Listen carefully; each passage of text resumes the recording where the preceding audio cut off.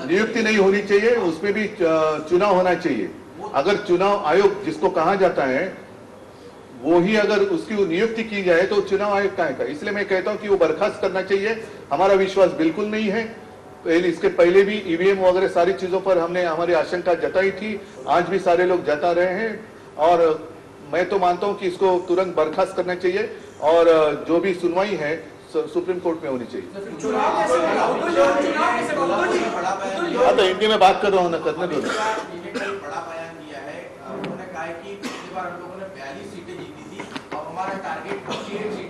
पूरे देश में मेरी शुभकामनाएं उनको। वो अमित शाह जी ने कहा 48 सीट तो पूरे देश में है, 48 सीट भी उनकी आई तो मेरी शुभकामनाएं उनको। ये देखो जो देश की जनता है ना वो एकदम निस्वार्थीपणाने आणि प्रामाणिकपणाने बघत असते।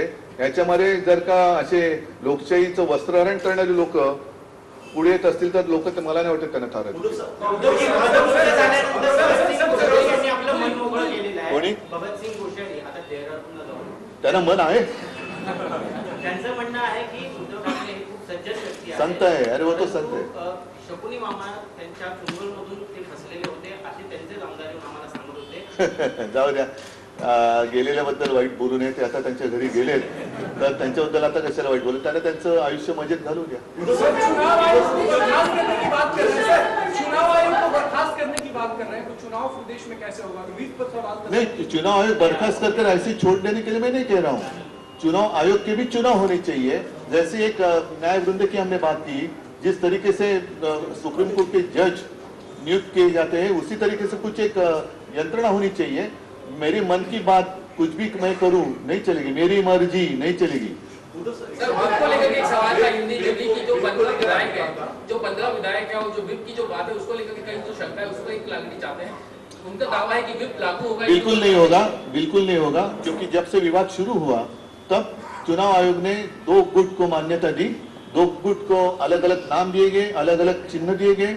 और हालांकि जो मैं बात कह रहा हूं कि ऐसे आज तक कभी हुआ नहीं कि जो मूल चिन्ह और जो नाम रहता है वो किसी एक गुट को दिया नहीं गया। जब कांग्रेस में विवाद हुआ था इंदिरा जी के समय पर, उस वक्त भी दोनों गुट को अलग अलग नाम दिए गए थे, अलग अलग चिन्ह दिए गए थे। हमारी अपेक्षा यही थी कि जो चिन्ह हमें दिया है, उनको जो चिन्ह दिया है, जब तक सुप्रीम कोर्ट में फैसला नहीं होता है तब तक चुनाव आयोग अपना निर्णय ना सुनाए। लेकिन अब 2 गुट को उन्होंने मान्यता दी है, हमारा गुट अलग है, उनका अलग है। हमारा नाम और चिन्ह थोड़े दिन के लिए सही मैं मानता हूँ, हमने तो उसको चुनौती दी है, उनके पास रहेगा। इसका मतलब ये नहीं कि उनका व्हीप हम पे चलेगा। हम तो अलग, हम तो जहाँ थे वही है, घर के बाहर वो गए हैं, तो वो डिस्क्वालीफाई होने की संभावना अधिक है। कानून के अनुसार जो घटना संविधान में लिखा है उसके अनुसार वो डिस्क्वालीफाई होने की संभावना अधिक है, हमें कोई खतरा नहीं।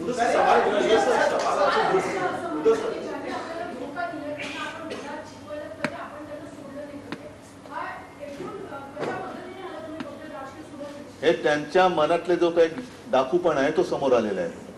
कारण दगा त्यांनी दिलेला आहे, मी नाही, मला त्यांनी ढकललेलं आहे। 2014 ला युती मी नव्हती तोडली, 2014 ला युती त्यांनी तोडली होती।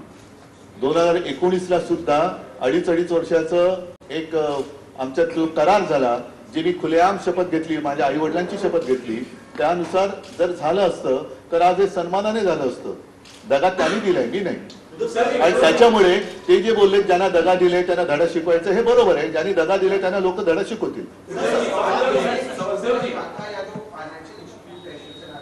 उसे लेकर भी कहीं ना कहीं सवाल है, वो किसके पास रहेगा? शिवसेना शाखा मुंबई में हो या पूरे महाराष्ट्र में हो, उसे लेकर भी एक पहले कल हमने जो चुनौती दी है इलेक्शन कमीशन के निर्णय पर, वो देखना महत्वपूर्ण रहेगा। और इसके ऊपर जैसे मैंने कहा कि चुनाव आयोग जो है वो सिर्फ और सिर्फ इलेक्शन सिंबल के लिए ही उनका अधिकार सीमित है। बाकी प्रॉपर्टी हो या फंड हो उसके ऊपर उनका अधिकार नहीं। अगर वो कोशिश करेंगे तो उनको केस की जाएगी चुनाव आयोग पर।